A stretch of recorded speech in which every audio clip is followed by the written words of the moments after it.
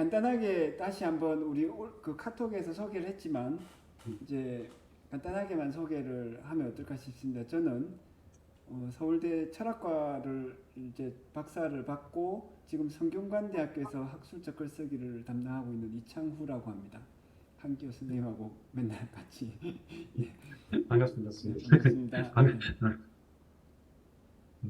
또 그다음 강철 선생님 한번. 네네네. 저는 시립대에서 교양학부에서 논리적 글쓰기 강의하고 있습니다. 강철이라고 합니다. 반갑습니다. 반갑습니다, 선생님. 오랜만에 봬요. 예. 네.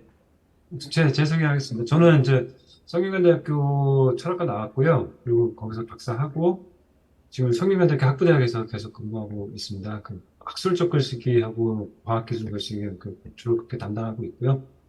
예, 저 한기호라고 합니다. 반갑습니다, 선생님. 예. 그다음 이선희 선생님 먼저 말씀하실까요? 네, 어, 저도 이제 서울대 철학과에서 석사 박사를 했고, 학부 때는 외대에서 철학 부전공 또 국문학을 했습니다. 그래서 이런, 지금은 이제 서울과기대에서 수업도 하고 을지대에서도 수업을 하고 있습니다. 그래서 선생님들 뵙고서 많이 배우려고 왔습니다. 반갑습니다. 네. 반갑습니다. 반갑습니다. 이루다 선생님 잠깐 소개를 해주시면 감사하겠는데 혹시 말씀 들리시나요? 예, 안녕하세요. 저는 이루다고요. 베이징대 예술대학에서 문화산업으로 박사를 받고요. 지금 현재는 베이징 호치민에 있는 바니엔 대학교에서 학생들을 가르치면서 이 아세안 쪽에 관심이 있어서요. 아세안 시장의 문화산업이나 한류에 대해서 연구하고 있습니다.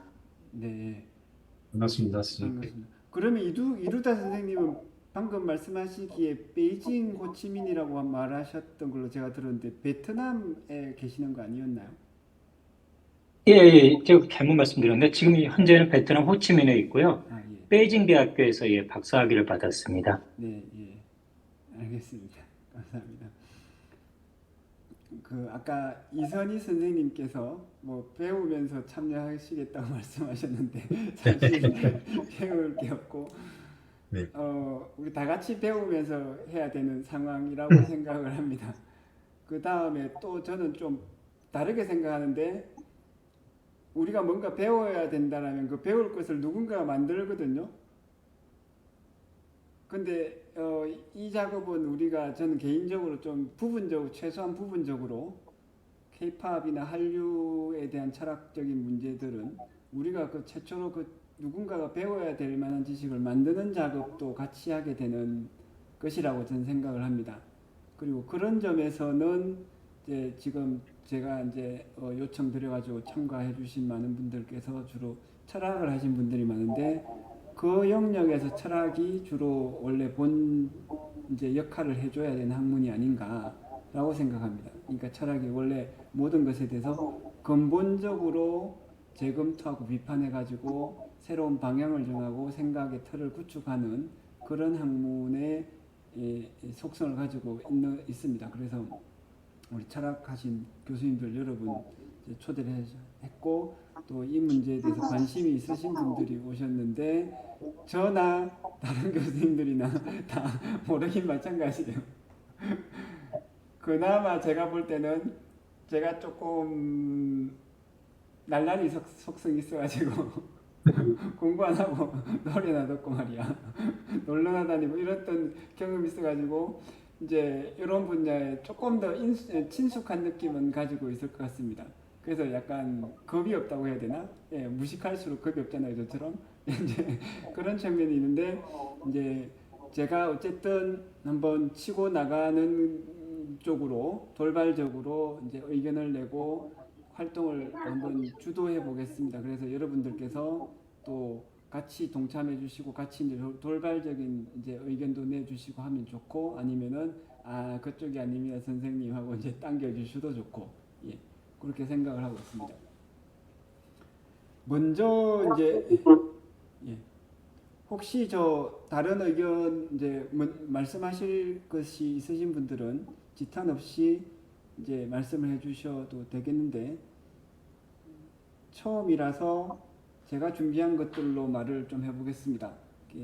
약간의 실수가 있을 수도 있는데 실수가 있으면 다른 분들께서 말씀을 하시기가 더 좋으니까 아니 그거 아니란 말이야 이렇게 말씀하시면 되겠죠. 그래서 이제 저희가 한류 철학이라고 해서 강철 선생님하고 제가 이제 처음에 비공식적으로 만나서 의기투합을 하면서 K-팝 철학을 할 것이냐 한류 철학을 할 것이냐 해서 한류 철학으로 약간 범위를 넓게 잡았습니다. 그리고 이제 이 전체에서 철학적인 작업이 좀 필요하니까요. 그리고 우선적으로는 이제 이 한류 철학이라는 것이 한류가 세계적으로 인기 있는 이 상황 속에서 출발하는 것이기 때문에 우리가 선언적으로 논리적으로 이것이 중요하다고 판단할 수 있는 내용이 아니라 상황을 보고 경험적으로 판단해야 되는 상황인 것 같습니다. 그런 면에서 봤을 때 한류 중에서도 가장 지금 뜨거운 핫한 것이 K-팝이기 때문에 K-팝 철학에 우선적으로 관심을 가지고 이제 K-팝을 하시는 여러 활동하시는 분들께서 필요로 할 만한 생각을 정리하는 작업, 요 작업으로 우리는 출발해 보면 어떨까, 요 생각을 하고 있습니다. 그래서 이런 부분에 대해서 저는 이제 요 작업을 일단 저희 철학하는 사람들 입장에서는 조금 출발하기 좋은 것이 유튜브에 들어가면 여러 가지 뮤직비디오나 이런 또 역사적인 자료나 이런 것도 많고, 오늘 강철 선생님께서 카톡으로 보내주신 자료가 또 아주 좋은 자료들이 많이 있더라고요. 게다가 요새 챗GPT로 이 번역을 돌리면 굉장히 쉽게 돌아가기 때문에 나중에 번역으로 쭉 읽어보고 쭉 대충 본 다음에 이 대목이 중요하겠다 싶은 그 부분만 자기가 본문으로 자세하게 읽어봐도 될 거라고 저는 생각이 들더라고요. 그래서 그런 부분도 활동을 하고 약간의 단기적으로 목표를 좀 세워봤습니다. 그래서 오늘 지금 이제 회의하는 내용도 제가 녹화를 하면서 하고 있는데, 녹화를 해가지고 유튜브로 편집을 해가지고 좀 올리고, 그 다음에 저희의 공동 저술 작업을 좀 추진을 해보려고 합니다. 좀 얇은 책으로 해가지고 욕심 안 부리고 얇은 책으로 조금 빨리, 그래서 올해나 늦어도 내년쯤에 출간을 목적으로 해서 정 안 되면 전자책으로, 가능하면 종이책으로 해서 K-팝의 철학 내지는 한류 철학이라는 이름을 걸고 K-팝의 철학이라는 제목으로 굉장히 좀 쉽게 접근하려고 합니다. 그래서 우리끼리 이야기한 잡담을 잘 정리를 해가지고 넣는 것이죠. 그게 이제 우리 철학 하시는 분들께서 공식적으로 심포지움이라는 걸 여는데, 이 심포지움이라는 게 우리 철학 하시는 분들 잘 알겠지만 향년을 번역한 것이잖아요. 향년. 술 마시면서 잡담하는 그 자리가 심포지움인 걸로 제가 알고 있거든요. 거기에서 원래 진짜 학술적인 이야기가 나오는 거라는 이제 그리스 사람들의 사고방식인 것 같은데, 제가 경험해봐도 좀 그런 것 같습니다. 그래서 너무 진지하게 말고 농담 따먹기식으로 이야기를 하면서 잡담을 해가지고, 거기서 또 우리 또 학문하신 분들이 다, 이루다 선생님도 또 좀 철학이 아닌 이제 직접적으로 K-팝이나 한류에 대해서 특히 외국에 계시면서 객관적인 시선을 가지고 계실 것이기 때문에 그거 아닌 것 같아요 라고 하시기도 좋고, 그럼 약간 발끈해가지고 맞는데요 라고 하기 좋고, 이렇게 잡담을 해가지고 그걸 쓰는 것이 다른 사람들에게 공감대나 전파력도 좋을 것 같습니다. 그래서 지금 저기 녹화하는 내용들을 제가 1차적으로 딱 수렴을 해가지고 원고 정리 작업을 해가지고 여러분들한테도 계속 드리고, 그 다음에 거기에다가 약간 각자 여러분들의 의견을 좀 가필해가지고 쓰면 더 좋을 것 같습니다. 그래서 일단은 여러분들께서 이제 이야기를 진행을 해 나가면서, 작업을 진행해 나가면서 그 익숙하지 않으신 분들은 K-팝에 대한 뮤직비디오 같은 것들을 많이 보시고 또 언급될 때마다 하나씩 보시면 될 것 같아요. 그러면서 이제 다른 사람들 말 듣고 나는 이렇게 생각하는데 저 사람이 이렇게 생각한다. 그러면은 어느 쪽이 왜 옳을까? 라고 한번 생각을 해보는 식으로 접근하면 될 것 같습니다. 만약에 우리가 너무 어렵게 학자인 채 해버리면 우리가 쓰는 글이나 활동이 K-팝 현장에 있는 아티스트들한테 전달 자체가 안 될 가능성이 큽니다. 그럼 우리끼리만 오는 거죠. 아주 쓸모없는 학문이 될 것 같습니다. 지금 K-팝이나 한류 철학이라는 것이 필요하다면, 그리고 이것이 다른 사람들한테 도움이 된다면 한류 철학을 하는 사람들이 한 번쯤은 그래, 이게 내가 활동하는데 생각해 볼 만한 이제 가치가 있는 것 같아 라고 말하거나, 아니면은 그래 내 생각을 잘 정리해 줬군, 뭐 이런 정도가 되면 아주 좋지 않을까라고 좀 욕심을 부리면 생각하고 있습니다. 예. 그래서 이제 제가 방금 말씀드린 거를 화이트보드에 간단하게 한번 정리를 해볼 텐데, 혹시 뭐 다른 분들 의견이 있으시면 말씀해 주셔도 좋겠습니다.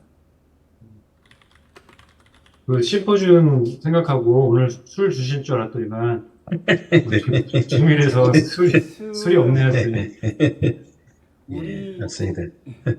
옆에다 한 잔씩 갖다 놓고 각자 마시면서. 뭐 그러니까 맥주라도 한 잔씩 가져와서 먹어야 되나? 네. 근데 지금 저도 이제 그 아까 이 선생님도 말씀하셨지만 그 배우는 이제 지도 받고 이제 지도 편달을 부탁드리는데, 근데 배우는 입장에서 이제 참여하긴 했는데 뭐 되게 어려운, 우리한테는 되게 어려운 주제가 아닐까 하는 생각도 들더라고요. 왜냐하면 사실 이제 우리 문하고 우리나라에서 시작된 이제 현상이긴 한데, 우리는 내부에 있어갖고 오히려 더 그거를 감지하거나 파악하기 힘들 수도 있겠다는 생각이 되게 들더라고요.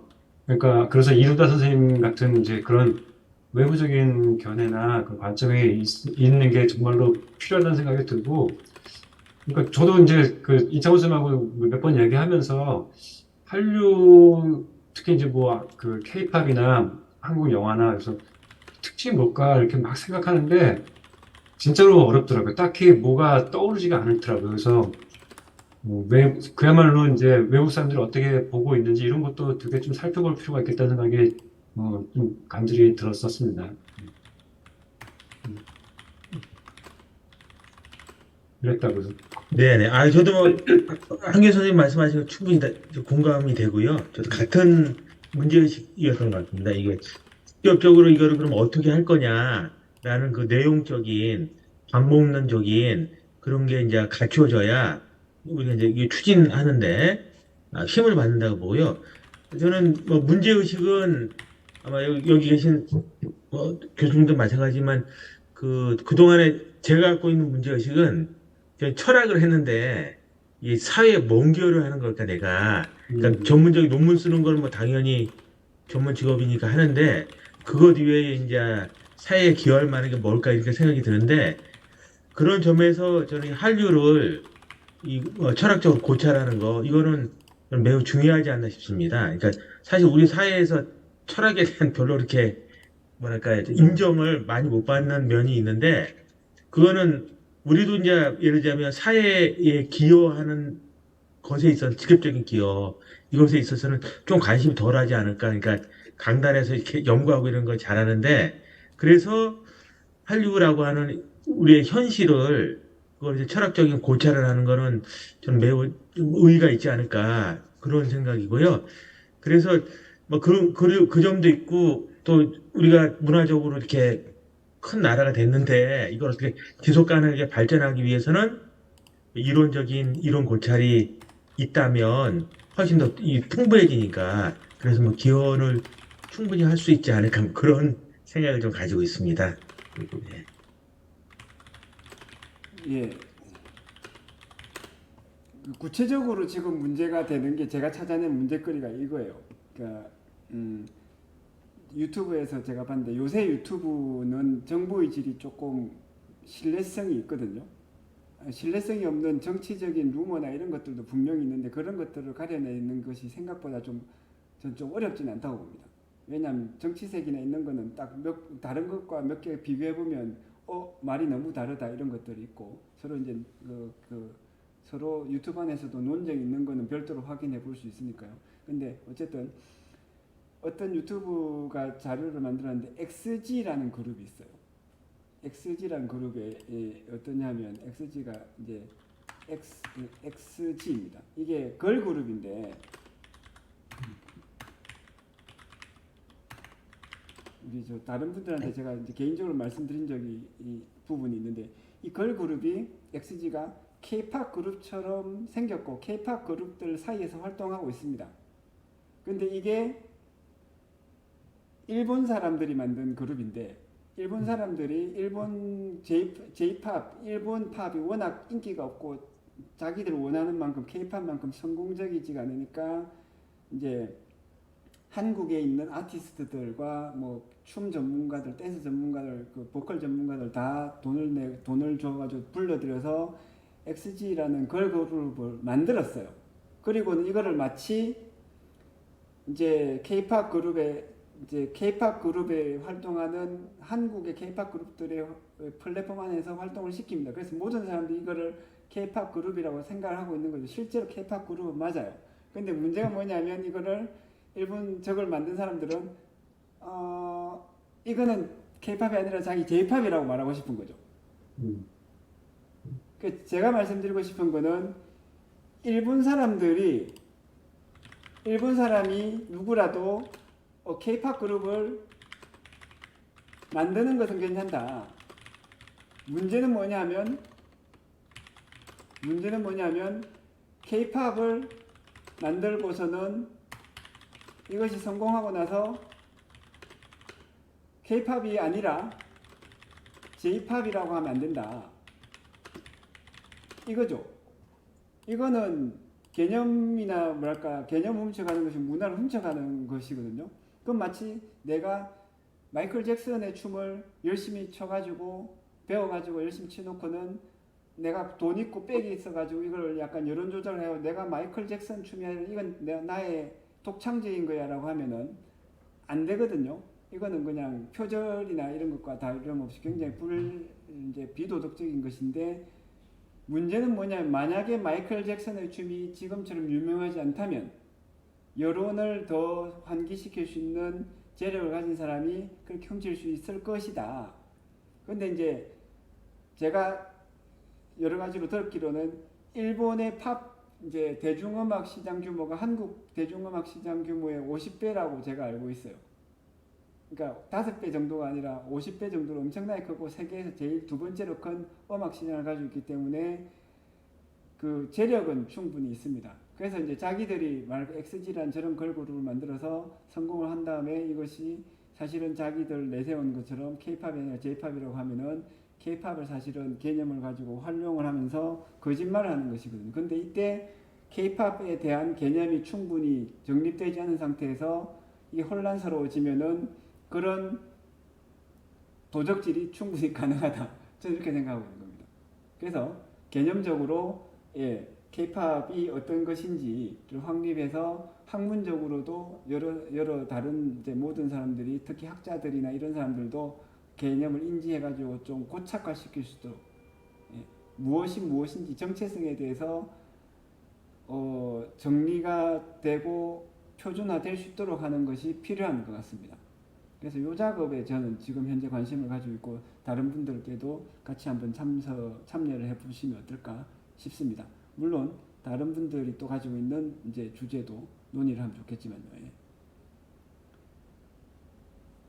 참고적으로 블랙스완이라는 그룹이 있어요. 이거는 K-팝 그룹인데, 그러니까 공식적으로 K-팝 그룹이거든요. 블랙스완. 이거는 이제 관심거리가 되는데 한국 멤버가 하나도 없는 걸그룹입니다. 그래서 이제 관심을 가지고 있죠. 많은 사람들이 이제 재밌게 흔히 관심을 가지고 보고 있죠. 그러니까 이런 거는 굉장히 한국적인 입장이 아니라 어느 입장에서도 제가 볼 때는 긍정적인데 특히 우리 입장에서는 긍정적인 왜냐하면 한국 사람이 없는 K-팝 그룹이라는 것의 개념이 정립하는 데 도움이 되는 거죠. 지금 이제 전 세계적으로 최근에 JYP 그룹에서 이제 일본하고 미국에서 오디션 해가지고 새로 그 K-팝 그룹을 만들기 위해서 오디션 해가지고 멤버들을 뽑았거든요. 그 니주라고 해가지고 있고 뭐 등등 뽑고 있고 이제 방탄소년단을 소유하고 있는 하이브사에서도 새로 걸그룹을 만들기 위해서 엄청나게 큰 오디션을 하고 그래 뉴스도 나오고 있습니다. 그래 이렇게 되면은 이런 일들이 반복되면은 한국 멤버가 없는 K-팝 그룹이 많이 나오시는데 그 얼마든지 괜찮죠.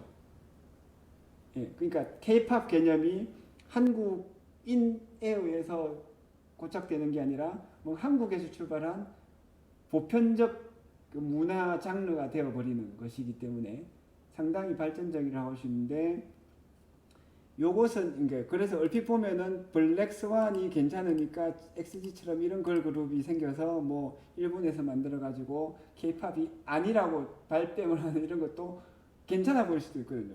굉장히 대조적인 상황이라고 저는 봅니다. 그러니까 XG라는 저런 걸그룹을 이거 K-팝 맞다. 단 일본에서 만든 거다. 그리고 돈도 일본이 가져간다. 성공을 하면 이 괜찮은 거라고 볼 수 있어요. 그런데 거기에서 우리는 이게 K-팝 자체가 아니다라고 해버리면 이거는 좀 표절에 가까운 내지는 표절을 넘어서는 도적질이라고 볼 수가 있거든요. 그래서 이런 것들이 당위적으로는 분명히 잘못됐는데 일본이 여전히 이제 경제 규모가 크기 때문에 권력을 국제 문화에서 권력을 행사해 가지고 이런 것들을 스스로 정당화할 수 있는 현실을 방치를 하면 안 된다는 점에서 이제 우리 한류 철학회가 역할을 조금이라도 할 수 있을 거라고 생각합니다. 블랙스완도 한번 보세요. 예. 네. 아마 여기 뭐 깊은 생각보다는 이제 말씀하신 것에 더 즉흥적으로 드는 생각을 적극적인 생각이죠. 그렇죠. 자유롭게 뭐 얘기하는 예, 게 예. 어떤가 싶기도 한데 예. 저는 지금과 같은 그러한 게 만약에 철학적 논제가 된다면 이런 걸 것 같아요. 어떻게 하나의 유행이 예. 독립성을 가지는가. 예를 들면 그러니까 K-팝이라는 게 여타의 음악 장르와 다르게 어떤 고유성을 갖는다면 그걸 그렇게 고유성을 갖게 하는 게 무엇일까라는 것에 대한 고찰을 한다면 그런 고찰은 철학적인 훈련을 받은 사람이 뭔가 중요하게 할 수 있는 얘기가 있을 거다 이렇게 생각이 들거든요. 우리 뭐 늘상 뭐 개념적이 하거나 개념을 다루는 게 우리 본업이니까 그래서 아마 그런 점에서도 조금 다른 예를 들어서 문화 비평을 하는 다른 분들과 다르게 좀 뭐 하여튼 깊이 있는 논의를 할 수 있지 않을까 이렇게 생각이 듭니다 일단은. 네. 우리 강철 선생님께서는 이제 철학적인 이제 의무를 네. 철학자로서의 의무를 다하기 위해서 네. 노력을 하시는 것 같은데 네. 이것도 훌륭합니다만 일단 저는 이 주제는 좋은 것 같아요. 그러니까 하나의 유행이 언제 어떻게 독립성을 갖는가.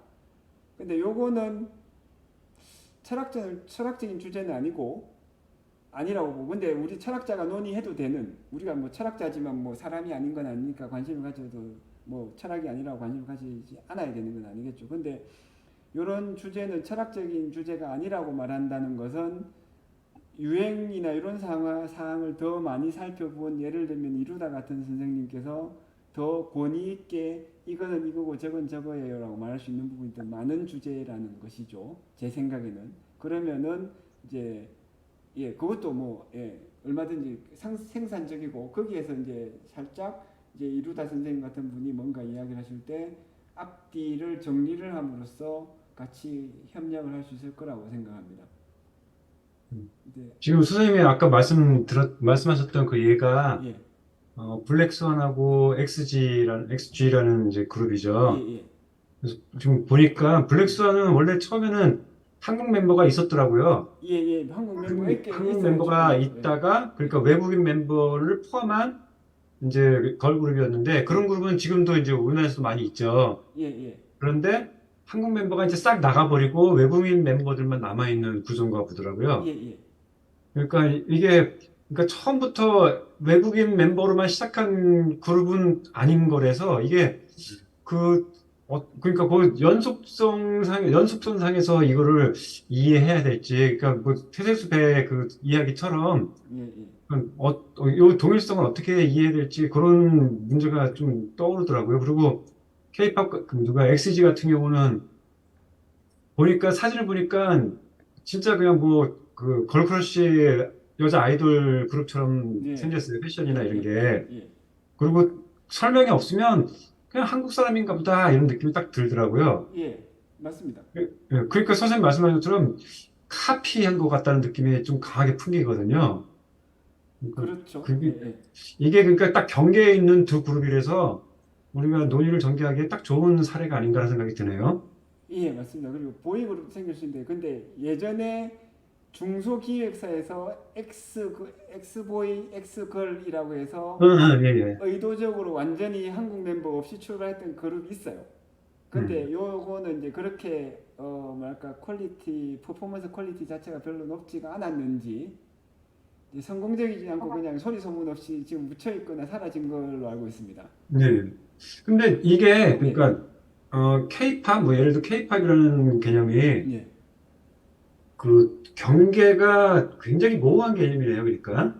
그래서 우리가 뭔가 할 만한 역할이 있을 거라고 생각하는 거죠. 근데 그 자고로 그렇게 경계가 모호한 개념을 예, 다루는 게 예, 그냥 그 모호성으로 다루는 게 아니라 예, 그거를 그러니까 저는 이제 처음에 이제 K-팝이라는 게 뭔지 한번 규정해 보자. 예, 예, 한번 찾아보자 이런 생각을 했었는데 예. 그런 시도하는 것 자체가 결과가 뻔히 보이는 거 아닌가? 실패 아니에요, 실패? 그러니까 그런 논의가 가능할까라는 생각이 이제 지금 보니까 이 예를 들어 보니까 이 두 그룹을 보니까 이게 그러니까 전형적인 K-팝이 있고 예, 그냥 K를 뺀 그냥 뭐 다른 이제 팝이 있다면 예, 예, 이게 이제 전형적인 K-팝은 분명하게 특징이 드러나고 예, 예, 뭐 여타의 팝도 드러나는데 계속 요 사이가 만나면서 요 경계가 예. 딱 어디부터라고 말하기 힘든 마치 대머리 같은 그런 개념이 아닌가라는 생각이 들은 것 같아요. 그러면 그러니까 그런 문제를 예. 철학자들 중에서도 그런 문제를 자주 다루는 사람들이 있을 거 아니에요. 예, 그래서 예, 예. 그런 문제를 어떻게 다뤄야 될지 저는 잘 모르겠어요. 근데 어쨌든 그런 유형의 고민거리가 아닐까라는 생각이 드네요. 제가 생각할 때는 개념이 모호한 것은 맞죠. 맞는데 근본적으로 그럴 겁니다. 근데 그럼에도 불구하고 K-팝 아닌 것과 K-팝인 것을 구분해야 될 필요성이 있느냐를 한번 생각해보고 XG 걸 그룹처럼 저런 문제가 K-팝의 개념을 구분해야 될 필요가 있다라는 결론을 나오는 이유가 된다고 저는 생각을 합니다. 만약에 있다면은 개념이 모호해서 합치된 의견이 없을지라도 여러 사람들이 K-팝은 여기까지야, 아니야 요만큼이야라고 서로 의견들이 몇 개라도 있어가지고 경쟁하는 의견들이 몇 개라도 있으면은 K-팝이 아닌 것과 K-팝인 것에 대한 구분을 분명히 의미 있게 만들 수 있다라고 생각합니다. 모호하기 때문에 아무런 논의조차 없으면은 처음부터 모호한 개념 자체조차도 사라질 수 있다는 것이죠. 그렇죠. 예, 예. 그러니까 지금 사실은 이제 K-팝이라는 뭐 전형적인 몇 가지 특징들이 있을 텐데 예, 그런 특징들을 다 가지고 있는 그룹도 있겠지만 몇몇 일부만 가지고 있는 그룹도 있겠죠. 예, 예. 근데 XG 같은 그룹은 아무것도 없는 건가요, 그게? 다 가지고 있습니다. 다 가지고 있어요? 제가 봤을 땐 다 가지고 있습니다. 근데 사실 하긴 뭐 멤버가 아닌 거는 저기 어디야, 저기하고도 블랙스완하고도 같긴 한데 예, 예. 멤버가 한국 사람이 아닌 예, 건. 예, 근데 사실 블랙스완 케이스는 좀 특별한 것 같아요. 그러니까 이게 처음부터 외국인으로만 구성되어 있었다면 네, 예. 그럼 사실 XG하고 같은 그룹 아니에요? 같은 성격 아닌가? 그렇죠. 그러니까 블랙스완이 XG와 다르냐 같으냐는 제가 볼 때는 같다라고 할 만한 이유가 충분히 많거든요. 예. 근데 아까 말씀드렸듯이 XG의 문제는 분명히 K-팝인데 왜 K-팝이 아니라고 하느냐라고 이야기하는 거죠. 그러니까 자, 요 문제가 아닙니다. 1번. 예, 1번 어떠냐면 두 그룹이 하나는 K-팝이고 다른 하나는 K-팝이 아니다. 음. 왜? 이 문제가 아니라 1번이 아니라 2번이죠. 이 두 그룹이 모두 K-팝인데 왜 하나는 K-팝이 아니라고 하느냐? 요 문제죠.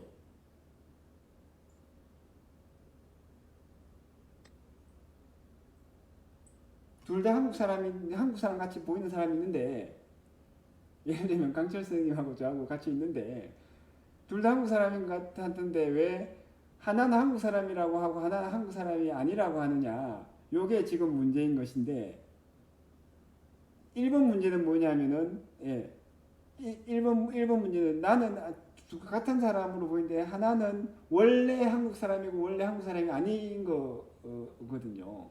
이게 문제가 아니고 자, 그러니까 약간 비유가 어렵다면 원래 다시 그러니까 블랙스완과 XG를 보면 누가 봐도 이거는 둘 다 K-팝 그룹이에요. 그런데 XG를 왜 K-팝이 아니라고 은근슬쩍이 말하려고 하느냐? 예. 그러니까 한기호 선생님의 말씀에서 제가 약간 오해했는지 모르겠지만 제가 얼핏 들었는데 이제 느낀 문제는 뭐냐면 왜 XG는 K-팝이 아니고 왜 블랙스완은 K-팝이냐? 예, 사실적으로 네. 예, 요렇게 물으시는 것 같은데 그것은 아니라는 거죠. 제 의견은. 다른 사람들도 거기에 대해서는 별로 공감 안 하나. 사실은 이제 이창호 선생님의 이제 개인적인 이제 견해이기도 예, 한데 예, XG 같은 그룹이 K-팝을 표방하고 나서면 차라리 괜찮은데 예. 근데 K-팝이 아니라고 하면서 K-팝이 이루는 성과를 자기들이 뺏어가는 어떻게 보면 노략질해가는 것에 대한 이제 불만인 거죠. 그것에 대한 부정인 거죠, 선생님은. 그렇죠. 근데 그 노력이 음. 자기들이 일본 자본을 투자해 돈을 가져간다. 그거는 잘못된 게 없다라고 생각을 해요.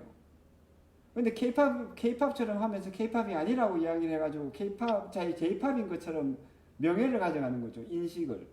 그렇죠. 그건 잘못된 거라고 생각하는 겁니다. 그러니까 사실은 그러니까 K-팝은 그 살짝 이용해 먹은 도구인 거네 그러면 얘네들한테. 그렇죠. 그러니까 K-팝인 것처럼 위장해 갖고 나타난 다음에 인기를 끌면 관심을 받으면 이제 J-팝이라고 한다. 이게 예, 뭐 또 예. 뭐라고 다른 말로 하던데 X-팝이라고 또 개념을 만들어 갖고 예, 그러니까 K-팝도 아니고 J-팝도 아니다. 이건 우리만이 만든 새로운 어떤 장르다. 이렇게 하면서 어쨌든 그러면서 어쨌든 일본으로 가져가니까 결국은 J-팝의 포섭이 되겠죠. 그렇게. 그러니까 그런 거죠. 예. 그런 개념 도둑질을 하는 거다. 이제 선생님 저번에 말씀하신 예, 것처럼 예, 그런 거죠. 예. 근데 그러니까 지금 보니까 이 XG 그룹은 외적으로는 딱 K-팝 멤버 같은데 노래도 일본어로 한다고 하더라고요. 그럼 한국 노래도 하는 걸로 제가 알고 한국 있어요. 노래도 예, 있어요? 예. 근데 지금 여기 이제 뉴스 보니까 신문 보니까 두 번째 싱글부터 두 번째 싱글부터 아마 그런가 봐요. 그래서 이제 본색을 드러내는 그런 이제 그 두 번째로 나가는 것 같은데 근데 K-팝 그룹도 일본 시장을 공략하기 위해서 일본어로 부른 노래가 많이 있어요. 그러긴 하죠. 그렇죠, 그렇죠, 그렇죠. 음. 근데 지금 아까 제가 말씀드렸던 게 이제 블랙스완하고 이제 계속 비교하게 되는데, 네. 그러니까 블랙스완은 사실 외적으로 보면 그 XG보다도 훨씬 그냥 K-팝 느낌이 안 나고, 근데 패션은 좀 K-팝 느낌이 좀 많이 나긴 하더라고요. 예, 그리고 한국어로 부르지만 어쨌든 다 이제 이국적인 외모의 이제 예, 예. 그 여성이다 보니까, 네. 그러니까 누가 더 K-팝스러운가라는 궁금증이 자연스럽게 들더라고요. 제가 볼 때는 그거는 답은 분명해요. 둘 다 K-팝이라고 이미 이야기하고 있기 때문에 이건 K-팝이라고 전제를 하고 출발해야 되는 것이지. 둘 다 K-팝이다. 예, 예. 근데 예를 들면 XG가 처음에 나타나면서 우리는 K-팝이 아니라 J-팝이야라고 하고 그래, 나타났다면 또 약간 다른 문제일 수도 있습니다. 음, 근데 그것도 아니고 XG는 자기들이 J-팝이라고 말을 안 하고 K-팝에 섞여가지고 활동한다니까요. 그리고 J-팝 그래가지고 인기가 있고 나서 뭐랄까 좀 자기들의 팬 그룹이나 이런 것들이 생기고 나서 J-팝이라고 나중에 말하려고 하는 거죠. 이게 도적질 아니냐. 처음부터 우리는 J-팝이라고 이야기를 하든지 자기들끼리 아니면 J-팝 플랫폼 안에서 놀든지. 사실상 예전에 방탄소년단이 워낙 인기가 있으니까 2017년, 18년, 19년쯤에 탄도소년단이라는 걸 일본에서 만들었어요. 탄도소년단. 이걸 만들면서 일본 멤버들을 중심으로 7명을 해가지고 한국에서 스타일리스트들하고 댄서들하고 보컬들하고 다 이 돈을 주고 이제 쇼핑을 해가지고 거기서 다 훈련시켰거든요. 그래도 이게 인기가 없었던 겁니다. 탄도선을 못 보셨죠? 너무 촌스럽다 얘네. 예, 엄청나게 하여튼 인기가 일본 안에서도 인기가 없거든요. 그와 같은 것들이 다 실패하고 나니까 지금 XG라는 걸그룹이 이제 최후인지 아니면 이후에 또 이게 또 실패하면 다른 방식이 나올지 모르겠는데 이런 것들이 시도가 되고 있는 것입니다.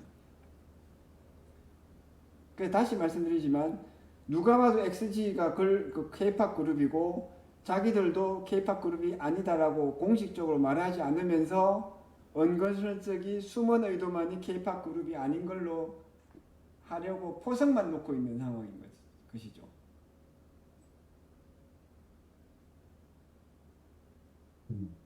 그래서 이제 특히 앞으로는 K-팝 그룹이 이제 좀 더 한국인 멤버가 없는 그룹들이 늘다 보면은 점점 더 이제 K-팝 그룹이 또 이게 계속 천편일률적으로 유사한 노래와 댄스만 할 수는 없으니까 계속 좀 다양하게 변화해 나갈 것이고 그러다 보면은 경계는 조금 더 또 더욱 더 흐트러질 수가 있거든요.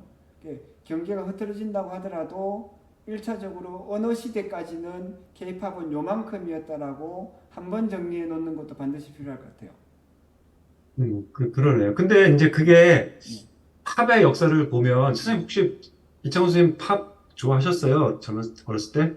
뭐 아주 좋아하진 않지만 뭐 이제 뭐 저도 이제 잘 모르지만 예. 이제 사실 팝의 역사가 영국에서 어떻게 보면 좀 부흥해갖고 시작되잖아요. 네, 예.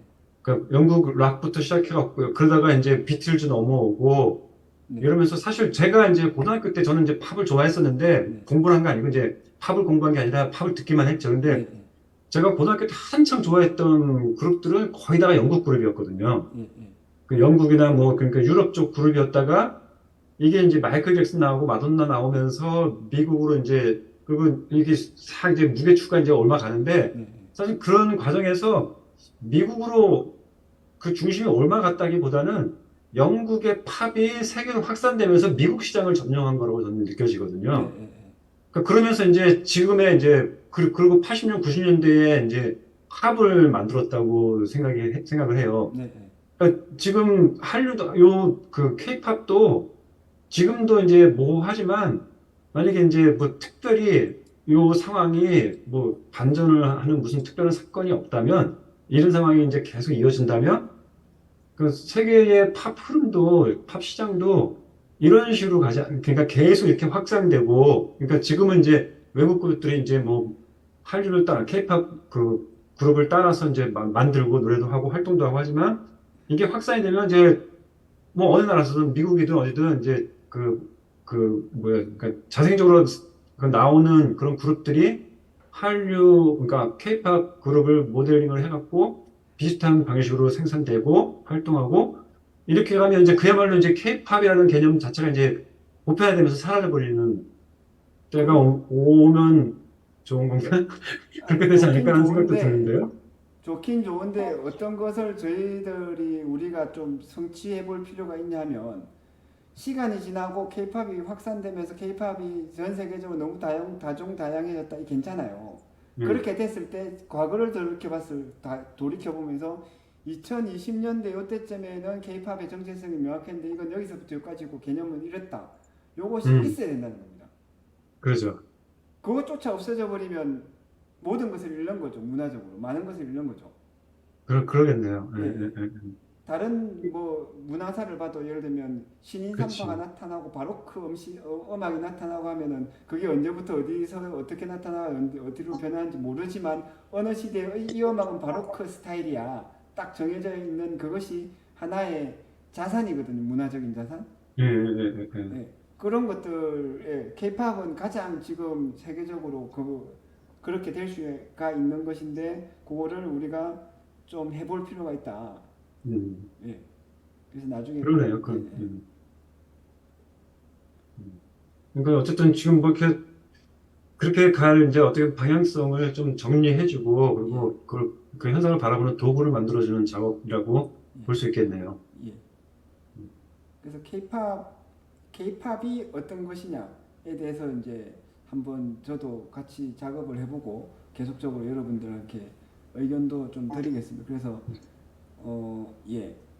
그 다음에 우리 강철 선생님처럼 또 다른 의견이 있으신 것도 계속적으로 같이 이야기를 해볼 수 있을 것 같아요. 왜냐하면 제가 생각하는 철학의 범위라는 게 상당히 너무 약간 좀 완벽한 이제 다른 학문이 아닌 철학으로서 역할에 우선적으로 치중하겠다는 것인데 꼭 그래야만 하는 것은 아니거든요. 그래서 아까 우리 강철 선생님 말씀하신 것처럼 개인적인 문제의식을 철학화를 했는데 예, 우리나라가 문화적으로 큰 나라가 됐을 때 이거 말고 어디지? 어떻게 하나의 유행이 독립성을 갖게 되는가?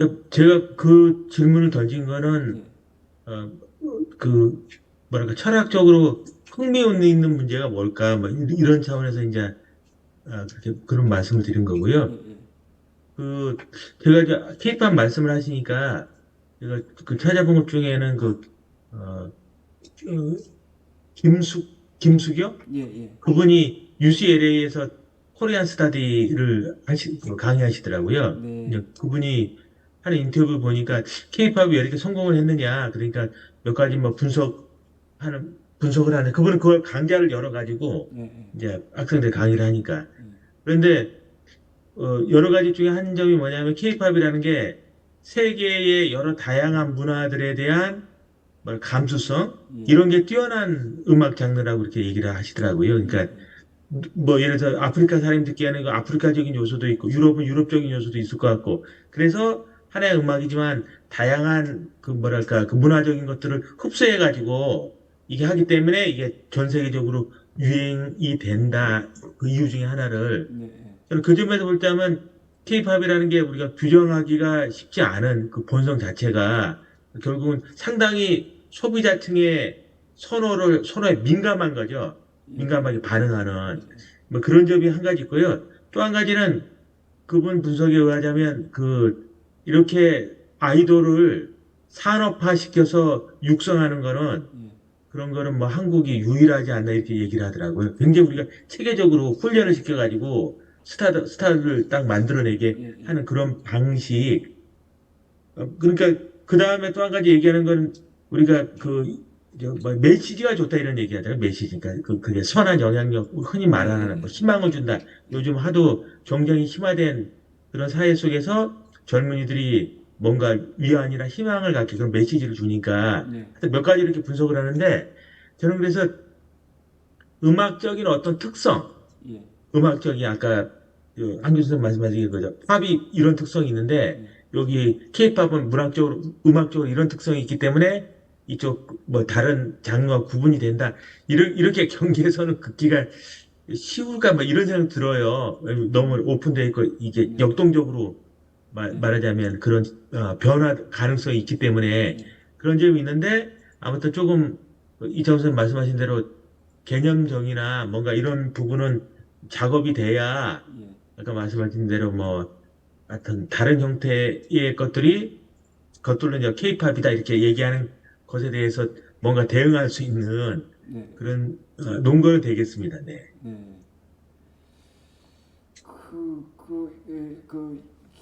김숙경 선생님요? 네네네. 김숙경, 김숙경, 김수경이다, 김숙영. 그분이 김숙경. 예, 이번에 2003년도 컴파니언, 케임브리지 예, 컴파니언, 예. 그 편집한 분이죠. 네. 여러 교수님들이나 작가님들이 쓴 글을 보면은 철학한 입장에서 보면은 저는 또 논리학을 전공했으니까 개념의 차원이 너무 섞여 있는 기준들이 많더라고요. 약간 뭐랄까 특징을 잡아내긴 잡았는데 이게 진짜 특징인지 사후 결과적인 어떤 이야기인지 그런 이야기가 좀 그래서 그런 부분에서 철학적인 약간 정리 작업이 필요할 것이다. 왜냐하면 철학적인 작업만 가지고는 안 되지만 그분들이 해놓은 생각들을 좀 일목요연하게 일관성 있게 개념을 좀 제대로 정리하는 것이 필요할 거라고 저는 생각을 하고 참고적으로 말씀드리면 제가 요 줌을 요게 유료 회원을 안 쓰면 1시간 만에 끊기거든요. 왜 선생님 유료 회원이 아니에요? 제가 줌을 잘 안 쓰다 보니까 유료 회원을. 그 저기 성대 저기로 접속하면 그냥 다 저건데.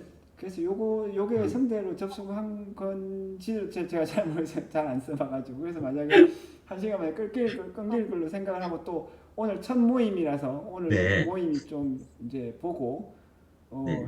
이제 서로 약간의 그 관심을 가지면서 유튜브 동영상을 이렇게 더 클릭해보고 다음에 오시면은 또 그때 활발하게 이야기를 할 수 있으니까.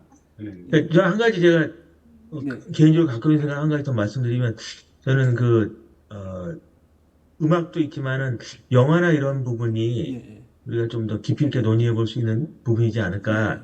제가 알기로는 미국 같은 거는 파퓰러 컬처 필라소피 해가지고 예, 예. 엄청 이 사람들이 그거를 철학자들이 뛰어들어서 하거든요. 그러니까 뭐 예. 배트맨과 철학, 예를 들자면 예, 제가 올린 것 중에 그 블랙미러 예, 예. 그 작품도 여러 가지 철학자들이 붙어서 그거를 논의해 주는데, 이태원 선생님 그거 잘하시는 거잖아요. 영화 철학 예, 그렇게 하는 것처럼. 맞죠. 근데 예를 들어서 오징어 게임이 나왔는데 이것에 대한 분석은 뭐 영화 평론가나 이런 사람들만 하지, 예, 예. 정작 그게 어떤 의미가 있는지에 대한 철학적 분석은 없는 것 같아요. 뭐 그뿐만 아니라 다른 것도 마찬가지죠. 오징어 그러니까 게임 진짜 그건 할만하긴 하겠죠. 워낙. 네네. 예, 예. 오징어 게임도 있고 뭐 많죠. 저기 먼저 카지노, 예를 들자면 카지노도 있고 킹덤도 그렇죠. 그전에 있었고. 그러니까 그런 것들에 우리 문화가 녹아 있는데, 그것에 대해서 우리가 말하자면 좀 소중히 여기고, 그거를 다양한 우리가 철학적 훈련이 돼 있기 때문에 이거를 예를 들어서 우리들끼리 단행본을 하나 낸다. 예. 여러 분석을 해. 그러면 뭐 그거는 상당히 어떤 목표가 분명하니까, 예. 우리 그동안 우리 뭐 문화에서 다 흘려보내잖아요. 예. 그냥 영화 감상하는 걸로. 예, 예. 그러니까 그게 아니라 그게 우리들이 좀 그걸 아카데믹하게 작업을 해주면 아마 여러 가지로 독자들도 그렇고 뭐 문화 생산하는 사람에게도 뭐 간접적으로라도 그렇죠. 영향을 주지 않을까, 뭐 이런 생각이 좀 있습니다, 저는. 네.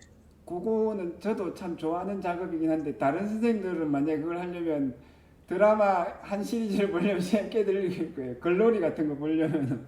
네, 글로리 좋죠. 글로리 좋고, 뭐 아까 오징어 게임은 뭐 예를 들자면 그러니까 이런 생각이 드니까, 정작 우리 문화지만 아까 제가 앤솔러지 올려주고 전부 다 외국계에서 맞습니다. 분석해 들어오거든요. 그거 정작 정말, 예. 우리가 그러니까 그 점이 예.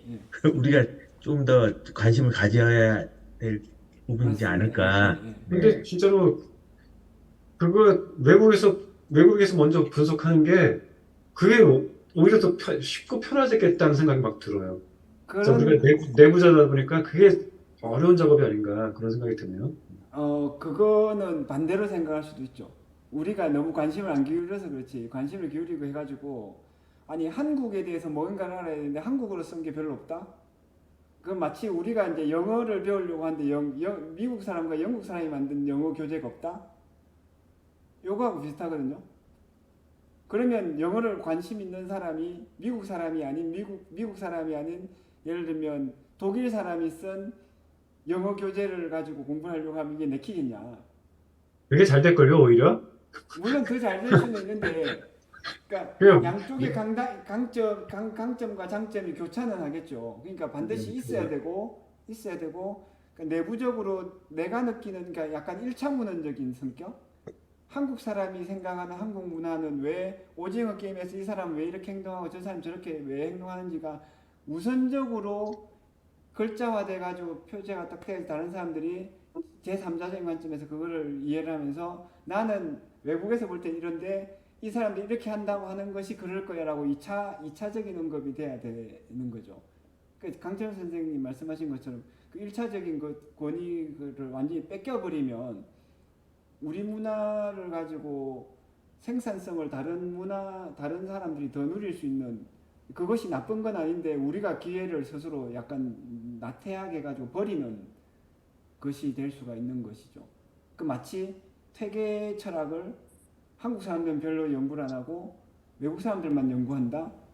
만약에 그런 일이 생긴다라고 하면은 이거는 우리 철학자들이 퇴계 철학을 가지고 더 외국에서 인정받고 더 권위 있게 연구를 할 수 있는 것을 다 자산을 좀 잃어버리는 거. 그 사람들 연구를 먼저 하는 사람들이 나쁜 건 절대로 아니고 더 감사한 일이지만 우리가 뭔가 안 하는 거죠. 그렇게 생각을 제 개인적인 생각은 그렇습니다. 핏대를 높였다고 해가지고 여러분들 의견과 다르다는 것은 아니고. 이루다 저기 선생님. 선생님, 예, 예. 오늘 여러 선생님들 말씀 들으면서 예. 많은 생각도 하게 되고 여러 통찰을 얻었는데요. 저기 이창호 선생님이 말씀하신 것처럼 그 한류에 관한 것들 글이나 이런 거 읽어보면 어떤 개념이나 논리적인 문제 그런 것들 문제 의식을 느끼셨잖아요. 예. 바로 그런 것들을 여기 철학하시는 선생님들이 그러니까 기존에 그런 담론들은 많이 있잖아요. 이야기들은 많이 예, 예, 있거든요. 예. 그리고 우리가 쉽게 한류나 뭐 케이팝 얘기하려면 누구나 한마디씩 할 수 있는 게 또 그런 주제잖아요. 네. 근데 지금 학문적으로도 그런 담론들이 많이 있는데 그거를 철학하시는 분들이 좀 더 그거를 이제 비평할 수가 있는 거죠. 분석을 하고 어떤 좀 더 명확하게 하고 문제점들을 집어내고 어떻게 보면 우리들이 그냥 흘려보냈던 이야기들을 철학하시는 분이 철학적으로 문제 제기를 하는 거죠. 예. 그런 것들을 우리 모임에서 좀 정리를 했으면 좋겠다라는 생각이 또 들고요. 네.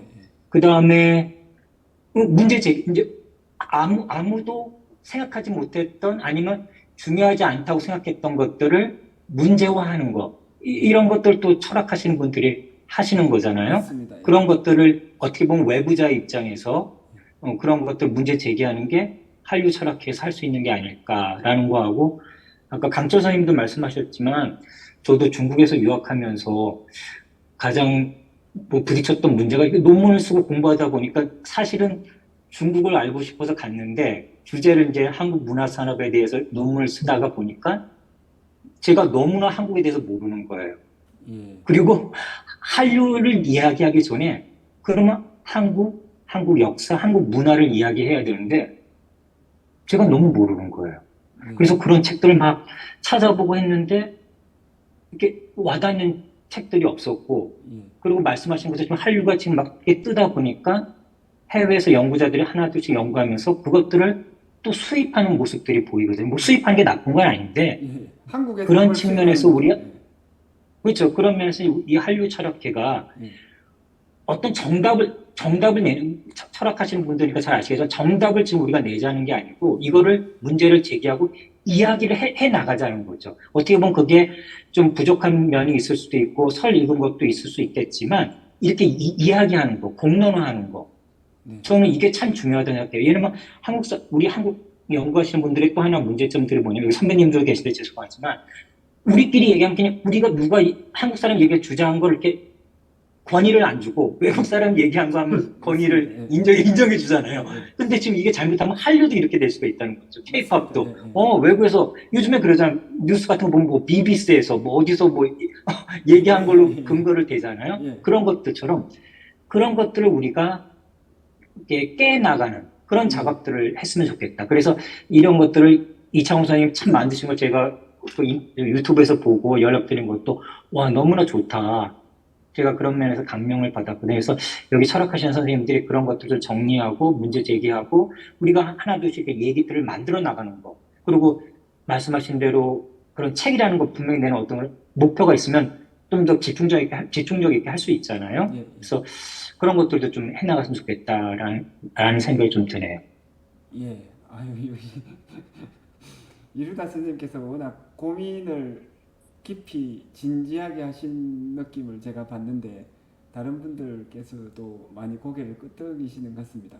그러면 일단은 오늘은 여기까지 정리를 하고 또 약간 시간이 약간 부족하다는 느낌 들지만 그래야지 다음 시간에도 또 이야기를 많이 할 수 있으니까요. 이소희 선생님 말씀 한번 듣고 싶은데 저는 말씀 안 해요. 한 말씀. 네. 저는 네. 잘 모르겠지만 선생님들 말씀을 들으면서 그냥 생각난 거는 원래 케이팝 자체가 약간 좀 글로벌한 문화를 좀 생각해서 만들어낸 건 아닌가 이런 생각도 좀 들긴 했어요.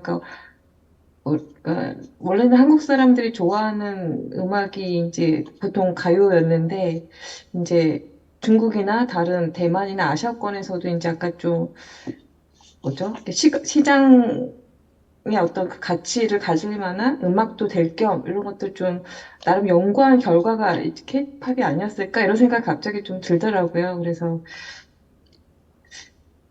갑자기 거기서 한국인의 어떤 문화에 대한 이런 어떤 문화의 측면에서는 좀 뭔가 해볼 수 있다라는 어떤 도전 정신이 있지 않았을까? 그런 생각이 좀 문득 들었습니다. 그래서 좀 관심을 갖고 봐야겠다 이런 생각을 했습니다.